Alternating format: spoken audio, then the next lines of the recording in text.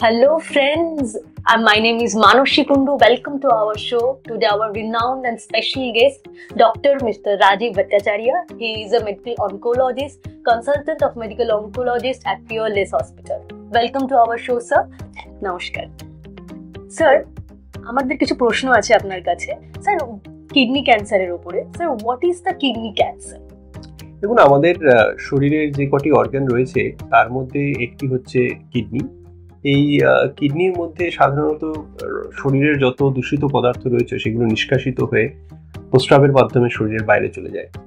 এই অর্গান দুটি থাকে, আপনারা সকলেই জানেন, এবং এই অর্গানের মধ্যে, এই কিডনির মধ্যে যদি কোনো রকমের ম্যালিগন্যান্ট গ্রোথ হয়, অর্থাৎ কিনা খুব র্যাপিডলি বাড়তে বাড়তে একটা ক্যান্সারাস গ্রোথ, সেটাকে বলা হয় কিডনি ক্যান্সার। এই কিডনি ক্যান্সার বিভিন্ন রকমের হতে পারে, যেমন যেটা সব থেকে কমন আমরা দেখতে পাই সেটা হচ্ছে রেনাল সেল কার্সিনোমা। এটা সাধারণভাবে বয়স্ক লোকজনদের মধ্যে বেশি হয়। এছাড়া অনেক সময় যে মূত্রথলির যে ক্যান্সার, যেগুলিকে ট্রান্সলেশনাল সেল কার্সিনোমা অথবা ইউরোথেলিয়াল কার্সিনোমা বলা হয়, সেগুলিরও কিছু কিছু পার্ট অনেক সময় কিডনির গোড়ার দিকটায় চলে আসতে পারে। সেগুলিকেও কিন্তু আমরা অনেক সময় কিডনি ক্যান্সার হিসাবে ধরে নিতে পারি। এছাড়া ছোটদের মধ্যে, বাচ্চাদের মধ্যে জন্মের পরেই সাধারণত 1-2 বছর বয়সেই অনেক সময় একটা কিডনির মধ্যে ম্যালিগন্যান্সি বা ক্যান্সার হয়, যেটাকে নেফ্রোব্লাস্টোমা অথবা উইলমস টিউমার বলা হয়। সেটার চিকিৎসা বা সেটার সম্পূর্ণ আলাদা, কিন্তু এই মূলত 3 ধরনের ক্যান্সারই কিন্তু আমরা কিডনির মধ্যে দেখে থাকি। Thank you sir. Sir, our next question is how many types of the kidney cancer? এই যেটা বললাম আর কি, বিভিন্ন ধরনের কিডনি ক্যান্সার হয় এবং তার মধ্যে বয়স্কদের মধ্যে যেমন রেনাল সেল কার্সিনোমাটা বেশি কমন, তারপরে ছোটদের মধ্যে উইলমস টিউমারটা বেশি কমন, অনেক সময় মূত্রথলির ক্যান্সার, ইউরোথেলিয়াল কার্সিনোমা, সেটাও কিন্তু অনেক সময় কিডনির মধ্যে চলে যেতে পারে। তো এইগুলোকেই আমরা মূলত বলতে পারি যে বিভিন্ন ধরনের যে কিডনি ক্যান্সার। এর কারণ আলাদা, এর ধরার পদ্ধতি আলাদা এবং এর চিকিৎসাও আলাদা। Thank you. Sir, what is the early sign of the kidney cancer? এমনি মূলত যেটা সর্বপ্রথম আমরা কিডনি ক্যান্সারের ক্ষেত্রে দেখতে পাই সেটা হচ্ছে যে প্রস্রাব যখন কেউ করেন তার মধ্যে যদি রক্ত দেখতে পাওয়া যায়, অথবা অনেক সময় একটা বেশ উঁচু ভাব আমাদের ফ্ল্যাঙ্ক বা আমাদের যে শরীরের পাশের দিকটায়, ঠিক যে চেস্ট তার ঠিক নিচে পেটের ওপরের দিকের সাইডে যদি একটা কোনো টিউমারের মতো একটা কোনো গ্রোথ বা ফোলা ভাব দেখতে পাওয়া যায়। এছাড়া অনেক সময় ব্যথা, এইগুলি হতে পারে। এইগুলি মূলত কিডনি ক্যান্সারের প্রাথমিক দিক, এবং তার পরবর্তীকালে আস্তে আস্তে বিভিন্ন রকমের রোগটা যেমন বাড়তে থাকে, তখন কোমরে ব্যথা হওয়াটা বেড়ে যায়। এছাড়া যখন সিস্টেমিক রোগটা ছড়িয়ে যায় শরীরের মধ্যে, তখন বিভিন্ন ধরনের উপসর্গ দেখতে পাওয়া যায়, যেমন ওজন কমে যাওয়া, যেমন গা হাত পায়ে ব্যথা, যেমন কাশি ইত্যাদি। কিন্তু মূলত আমরা যেটা বলবো যে কিডনি ক্যান্সারের একদম প্রথম দিকে যেই উপসর্গগুলো নিয়ে পেশেন্ট আমাদের কাছে প্রেজেন্ট করে তার মধ্যে সব থেকে কমন হচ্ছে পেচ্ছাবের সাথে রক্ত বেরোনো। এবং এই যে কোনো একটা কথা মনে রাখবেন, যে কোনো শরীরের যে কোনো অংশ থেকে যদি রক্ত বেরোয় তাহলেই কিন্তু ক্যান্সার একটা সম্ভাবনা। এবং সেই জন্য প্রত্যেক মানুষকে খুব অ্যাওয়্যার থাকতে হবে যে শরীরের কোনো জায়গা থেকে যদি রক্ত বেরোয় তাহলে সেটা ক্যান্সার থেকে হতে পারে।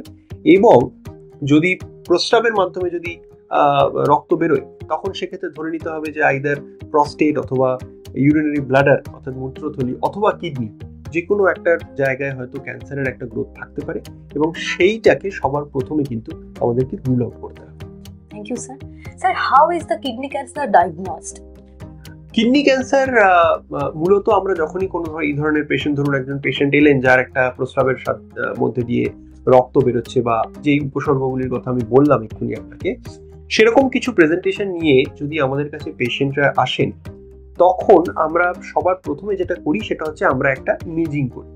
এবার এই ইমেজিংটা ইউজুয়ালি আমরা করি হচ্ছে সিইসিটি কেইউবি। সিইসিটি মানে কন্ট্রাস্ট এনহ্যান্স সিটি স্ক্যান, যে নর্মাল সিটি স্ক্যান তার সাথে আমরা আইভি অ্যাক্সেস করে একটা কন্ট্রাস্ট দিই এবং তারপরে সেটার একটা সিটি স্ক্যান তোলা হয়। তার ফলে আমরা জানতে পারি যে ওইখানে ওই ক্যান্সারের মধ্যে, মানে ওই কিডনির মধ্যে কোনো রকম টিউমার ডেভেলপ করেছে কিনা। এরপরে পরবর্তী পদক্ষেপ আমরা যেটা করি সেটা হচ্ছে আমরা দেখি যে রোগটা কতটা অবধি ছড়িয়েছে, অর্থাৎ কিনা রোগটা কি শুধুমাত্র ওই কিডনির মধ্যেই সীমাবদ্ধ রয়েছে, নাকি তার আশেপাশের কিছু গ্ল্যান্ডকে ধরেছে, নাকি পেট ছাড়িয়ে বুকে ইত্যাদি জায়গায় চলে গিয়েছে। তো এক্ষেত্রে আমরা whole body PET CT scan বলে এক ধরনের পরীক্ষা হয়, যে পরীক্ষাটা কিন্তু করে থাকি। এই হোল বডি পেট স্ক্যানে যদি আমরা দেখি যে শরীরের অন্য কোনো জায়গাতেও রোগটা ছড়িয়ে আছে, যেটা ধরতে পারা যায় পেট স্ক্যানের সাহায্যে, তাহলে সেক্ষেত্রে আমরা সেই জায়গা থেকে বায়োপসি করি। Thank you sir. এবং যদি দেখা যায় যে ওই বাইরের যে যদি অন্য কোনো জায়গায় ছড়িয়ে না থাকে, যদি দেখা যায় যে টিউমারটা শুধুমাত্র কিডনির মধ্যেই সীমাবদ্ধ, এবং আমরা যদি মনে করি যে এটা একটা নিঃসন্দেহে একটা কিডনি ক্যান্সার যেটা হওয়ার সম্ভাবনা প্রবল বেশি, তাহলে আমরা বায়োপসি বা কোনো এফএনএসি ইত্যাদি দিকে যাই না। আমরা প্রথমেই যেটা করি সেটা হচ্ছে, একজন আমাদের ইউরোলজিস্ট রয়েছেন, আমার ইউরোলজিস্ট বন্ধুরা প্রথমেই গিয়ে সেই টিউমারটাকে কেটে বাদ দিয়ে দেন। অনেক সময় এমন হয় যে কিডনির মধ্যে টিউমারটা অনেক বড়, সেক্ষেত্রে আমরা গোটা কিডনিটাকেই বাদ দিই, এবং বাদ দিয়ে দেওয়ার পর সেখান থেকে বায়োপসি করা হয়, এবং সেই বায়োপসির মাধ্যমে আমরা জানতে পারি যে কিডনি ক্যান্সার কি ধরনের, এটা কি ইউরোথেলিয়াল টাইপ কিডনি ক্যান্সার নাকি renal cell type kidney cancer. এই কিডনি ক্যান্সার যদি রেনাল সেল কার্সিনোমা, যেটা সব থেকে কমন হয় আমি বললাম, তারও বিভিন্ন টাইপ আছে, তারও বিভিন্ন গ্রেড আছে, sarcomatoid variety, rhabdoid variety, clear cell carcinoma, papillary carcinoma, সেগুলিও কিন্তু এই যে আমরা সার্জিক্যাল স্পেসিমেন করলাম বা বায়োপসি করলাম সেখান থেকে খুব ভালোভাবে জানতে পারা যায়। Thank you sir. So what is the treatment for the kidney cancer? দেখুন, সবার প্রথমে আমাদেরকে, যেটা আমি একটু আগেই বললাম, যে আমরা একটা whole body PET CT scan করি বা সিটি থোরাক্স, সিটি অ্যাবডোমেন এগুলি করি, তার প্রধান কারণ হচ্ছে আমরা জানতে চাই যে এই কিডনি ক্যান্সারটা শুধুমাত্র কিডনির মধ্যেই সীমাবদ্ধ নাকি এটা শরীরের অন্য সমস্ত অংশের মধ্যেও ছড়িয়ে গিয়েছে। প্রথমেই আমরা দেখে নিই যে কতটুকু ছড়িয়ে আছে রোগটা। এবার ধরা যাক যদি রোগটা শুধুমাত্র কিডনির মধ্যে সীমাবদ্ধ, তাহলে আমি যেটা বললাম যে পুরো কিডনিটাকে, ক্যান্সারটাকেই আমরা কেটে বাদ দিয়ে দিলাম। এরপরে যে কিডনিটার যে টিউমারটা থেকে যে বায়োপসি হলো, সেই বায়োপসির মধ্যে কিছু প্যারামিটার্স আমরা দেখি। এই প্যারামিটার্স গুলো দেখে নিয়ে আমরা বলতে পারি যে এই অপারেশন হয়ে যাওয়ার পরে এই পেশেন্টের কোনো অ্যাডিশনাল অ্যাডজুভেন্ট থেরাপির প্রয়োজন আছে কিনা। অ্যাডজুভেন্ট থেরাপি মানে কি? অ্যাডজুভেন্ট থেরাপি মানে ধরুন ডেফিনিটিভ একটা সার্জারি হলো, সার্জারি করে আপনার রোগটাকে সারিয়ে দেওয়া হলো, কিন্তু রোগটা যাতে ফিরে না আসে তার জন্য আমরা অনেক সময় মেডিকেল অনকোলজিস্টরা কিছু থেরাপি করে দিই, যার মধ্যে এই মুহূর্তে যেটা একদম লেটেস্ট এসেছে সেটা হচ্ছে ইমিউনোথেরাপি। এই অপারেশন হয়ে যাওয়ার পর যদি আমরা দেখি যে কিছু হাই রিস্ক ফিচার্স সেই টিউমার বায়োপসির মধ্যে রয়েছে এবং রোগটা ফিরে আসার একটা সম্ভাবনা রয়েছে ভালো রকম, তাহলে সেক্ষেত্রে আমরা 1 বছরের জন্য ইমিউনোথেরাপি দিই। এই ইমিউনোথেরাপির নাম পেমব্রোলিজুম্যাব। এই ইমিউনোথেরাপি দিলে তাহলে সেক্ষেত্রে রোগটা ফিরে আসার সম্ভাবনা অনেকাংশে কমে যায়। 2 নম্বর, যদি দেখা যায় যে রোগটা ছড়িয়ে গিয়েছে, সারা শরীরের মধ্যে ছড়িয়ে গিয়েছে, তাহলে সেক্ষেত্রে কিন্তু আমরা যেটা করি, প্রথম কথা হচ্ছে আমরা অপারেশনের দিকে যাই না, আমরা তখন সেক্ষেত্রে সিস্টেমিক থেরাপির দিকে যাই। একটা কথা সবসময় মনে রাখবেন যে ক্যান্সারের যদি কোনো সিস্টেমিক ডিজিজ হয়, অর্থাৎ কিনা শরীরের সমস্ত অংশে ছড়িয়ে গিয়েছে রক্তের মাধ্যমে, তাহলে চিকিৎসাটাও কিন্তু রক্তের মাধ্যমেই করতে হবে। অর্থাৎ রক্তের মধ্যে আমাদেরকে একটা ওষুধ দিয়ে দিতে হবে, সেটা ওরাল ট্যাবলেট হয়ে রক্তে যেতে পারে অথবা ডাইরেক্টলি আইভি চ্যানেল করেও রক্তের মধ্যে দেওয়া যেতে পারে। সেই সিস্টেমিক থেরাপি দিয়েই কিন্তু আমরা মেটাস্টেটিক যে কিডনি ক্যান্সার হয় তার চিকিৎসা করতে পারি। এবারে কি কি ধরনের সিস্টেমিক থেরাপি আমাদের হাতে আছে? কিছুদিন আগে পর্যন্ত আমরা শুধুমাত্র কিছু ওরাল ট্যাবলেটস আমরা দিতাম। এই প্রথমেই বলে রাখা ভালো যে কিডনি ক্যান্সারে যদি আমরা মূল যে রেনাল সেল কার্সিনোমা হয়, সেই রেনাল সেল কার্সিনোমাতে কিন্তু কেমোথেরাপির কোনো রোল নেই। কিন্তু যদি ইউরোথেলিয়াল টাইপ কার্সিনোমা হয়, অর্থাৎ মূত্রথলিতে যেই ক্যান্সারগুলি হয়, ব্লাডারে যে ক্যান্সারগুলি হয়, সেগুলি যদি কিডনির মধ্যে হয়, তখন সেক্ষেত্রে আমরা অপারেশনের পরে বা মেটাস্টেসিস হয়ে গেলেও কেমোথেরাপি দিতে পারি। কিন্তু প্রচলিত বা মূল যে কিডনি ক্যান্সার, সেখানে কিন্তু কেমোথেরাপির কোনো রোল নেই। এটা সবার প্রথম কথা। 2 নম্বর হচ্ছে যে কিছুদিন আগে পর্যন্ত আমরা শুধুমাত্র ওরাল কিছু ট্যাবলেটস দিতাম, যেগুলিকে বলা হয় টাইরোসিন কাইনেজ ইনহিবিটরস বা টিকেআই, যেগুলো যেমন সুনিটিনিব, প্যাজোপ্যানিব, এইটুকুই ছিল আমাদের অস্ত্র। কিন্তু এই মুহূর্তে বিগত 5-6 বছর আগে থেকে ইমিউনোথেরাপি নামের একটা নতুন ধরনের চিকিৎসা পদ্ধতি এসেছে, যার ফলে কিন্তু আমরা এই কিডনি ক্যান্সার পেশেন্টদের বহুদিন পর্যন্ত তাদের মেটাস্টেটিক স্টেজ 4 কিডনি ক্যান্সার পেশেন্টদেরও কিন্তু আমরা আয়ু বহুদিন পর্যন্ত বাড়িয়ে দিতে সক্ষম হয়েছি। কাজেই আমরা যখন সিস্টেমিক থেরাপি আমাদের যখন কনসিডার করি ইন স্টেজ 4 কিডনি ক্যান্সার, তখন আমাদের হাতে আছে ইমিউনোথেরাপি। আমরা দুটো ইমিউনোথেরাপি একসাথে দিতে পারি, অথবা ইমিউনোথেরাপির সাথে আমরা ওই যে ছোট ছোট ট্যাবলেটসগুলি আছে টাইরোসিন কাইনেজ ইনহিবিটর বা টার্গেটেড থেরাপি, সেগুলিকে একসাথে দিয়েও দিতে পারি।